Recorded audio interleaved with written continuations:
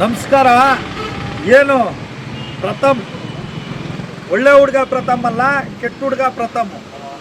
ನಿನ್ನೆ ಅವನ ಅಯೋಗ್ಯನಿಗೆ SP office ಮುಂದೆನೇ ಕೇಳಿದ್ದೀವಿ, ಹೋರಾಟಗಾರರು ಬೆಂಬಲ ಏನಾದರೂ ಬೇಕಾ ಅಂತ ಕೇಳಿದ್ಕೆ ಕನ್ನಡ ಏನು ಫಿಲಮ್ ಚೇಂಬರ್ ಇದೆ, ಕರ್ನಾಟಕ ವಾಣಿಜ್ಯ ಮಂಡಳಿ ಏನಿದೆ, ಅಲ್ಲಿ ಹೋಗ್ತಾ ಇದ್ದೀನಿ, ಉಪವಾಸ ಕುಂತ್ಕೊತೀನಿ, ನೀವು ಬನ್ನಿ ಅಂತ ಹೇಳಿ ಕರೆದಿದ್ದಾರೆ.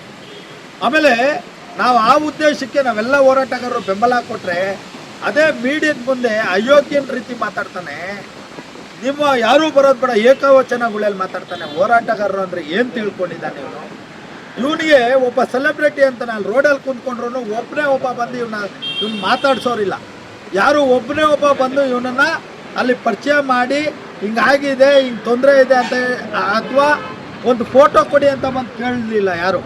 ಅಥವಾ ಯಾರಾದರೂ ಬಂದು ನಿನಗೇನು ಅನ್ಯಾಯ ಆಗಿದೆ ಅಂತ ಒಬ್ಬರು ಬಂದು ಅವನ ಪರವಾಗಿ ಮಾತಾಡಿಲ್ಲ. ಆದರೆ ನಾವು ಹೋರಾಟಗಾರರು ಹೋಗಿ ನಿಂತ್ಕೊಂಡಿದ್ದಕ್ಕೆ ಅವನಿಗೊಂದು ತೂಕ ಬಂತು. ಆದರೆ ಅವನ ಅಯೋಗ್ಯ ಒಂದು ಬೇರೆ ರೀತಿಯಲ್ಲಿ ನಮ್ಮನ್ನು ಮಾತಾಡ್ತಾನೆ. ಇವತ್ತು ಕರ್ನಾಟಕದ ಜನತೆ ಹೋರಾಟಗಾರರೆಲ್ಲ ನಮ್ಮನ್ನು ಪ್ರಶ್ನೆ ಮಾಡ್ತಾ ಇದ್ದಾರೆ, ನೀವು ಯಾಕೆ ಹೋಗಿ ನಿಂತ್ಕೊಂಡ್ರಿ ಅಂತ. ಬೇರೆ ಬೇರೆ ಸಂಘಟನೆಗಳು ನಮ್ಮನ್ನು ಪ್ರಶ್ನೆ ಮಾಡ್ತಾ ಇದ್ದಾರೆ. ಪ್ರಚಾರದ ಹುಚ್ಚು ನಮಗಿಲ್ಲ ಪ್ರಥಮ್, ಪ್ರಚಾರದ ಹುಚ್ಚು ಇರೋದು ನಿನಗೆ.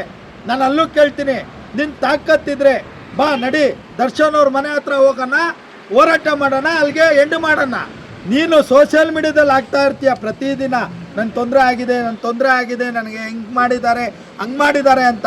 ಆ ಉದ್ದೇಶಕ್ಕೆ ನಾವುಗಳು ಬಂದು ಹೋರಾಟಗಾರರು ಯಾರಿಗೆ ತೊಂದರೆ ಆಗಲಿ, ಯಾವ ಸಂದರ್ಭ ಆಗಲಿ ನಾವು ಬಂದು ಹೋಗಿ ನಿಂತ್ಕೊತೀವಿ. ಆದರೆ ನಿಂತರ ನಾವು ಯಾರಿಗೂ ಇದು ಮಾಡಲ್ಲ. ಮರ್ಯಾದೆ ಕಳೆಯುವಂಥ ಕೆಲಸ ಮಾಡಬೇಡ. ನಿನ್ನನ್ನು ಈ ಹುಚ್ಚನ್ನ ಪಟ್ಟ ಕಟ್ತಾರೆ ರಮ್ಯಾ ಅವರು. ನಾನು ನಿಜವಾಗೂ ಹೇಳ್ತೀನಿ, ಒಂದು ಒಳ್ಳೆ ಹೆಣ್ಮಗು ಅಂತೀನಿ, ಗನ್ ಶಾಟ್ ಥರ ಶೂಟ್ ಮಾಡಿದ್ರು, ಬಂದರು, ಹೇಳಿಕೆ ಕೊಟ್ಟರು, ಕಮಿಷನರ್ ಭೇಟಿ ಮಾಡಿದ್ರು, ಹೋದರು. ಇದು ನಿಜವಾದ ಹೋರಾಟ, ನಿಜವಾದ ತಾಕತ್ತು. ನಿನಗೆ ತಾಕತ್ತು ಇಲ್ಲ, ಇದು ಇಲ್ಲ. ಪ್ರಚಾರದ ಹುಚ್ಚಿಗೆ ನಿನ್ನ ಉದ್ದೇಶನೇ ಪ್ರಚಾರದ ಹುಚ್ಚು. ನಿನ್ನ ಫಿಲಮ್ಗೋಸ್ಕರ ಮಾಡ್ತಾ ಇದೆಯಾ. ನಿನಗೆ ಯಾವುದೇ ರೀತಿ ಅನ್ಯಾಯ ಆಗಿದ್ರೆ ನೀನು ಹಿಂಗಲ್ಲ, ನಮ್ಮ ಥರ ಬಂದು ನಿಂತ್ಕೊಬೇಕು ಅಂಡರ್ಸ್ಟ್ಯಾಂಡಿಂದ. ಏಯ್ ನಡಿ, ಏನಾಗುತ್ತೋ ಅಂತ ಎಂಡು ಒಂದು ಹೋರಾಟದ ವಿಚಾರ ಗೊತ್ತಿಲ್ಲ ನಿನಗೆ, ಒಂದು ವಿಚಾರ ಸರಿಯಾದ ರೀತಿ ಒಂದು ನಾಲೆಡ್ಜ್ ಇಲ್ಲ. ಹುಚ್ಚುಚ್ಚು ಯಾರು ಮಾತಾಡ್ಸೋದು ಹುಚ್ಚು ಥರ ಮಾತಾಡೋಕೆ ಹೋಗ್ತೀಯ. ಏನು ನಿನ್ನ ಮನೆ ಹಾಳುಗಳ? ಯಾಕೆ ನೀನು ಸೋಷಿಯಲ್ ಮೀಡಿಯಾದಲ್ಲಿ ಹಾಕ್ತೀಯಾ? ಯಾಕೆ ಯೂಟ್ಯೂಬಲ್ಲಿ ಹಾಕ್ತೀಯಾ? ಯಾಕೆ ನೀನು ಚಾನಲಲ್ಲಿ ಹಾಕ್ತೀಯಾ? ನೀನು ಹಾಕ್ಲಿಲ್ಲ ಅಂದರೆ ಯಾರೂ ಬಂದು ಕೇಳೋದಿಲ್ಲ. ಕಂಪ್ಲೇಂಟ್ ಕೊಡು, ಮನೇಲೋಗಿ ಮಲಿಕೋ.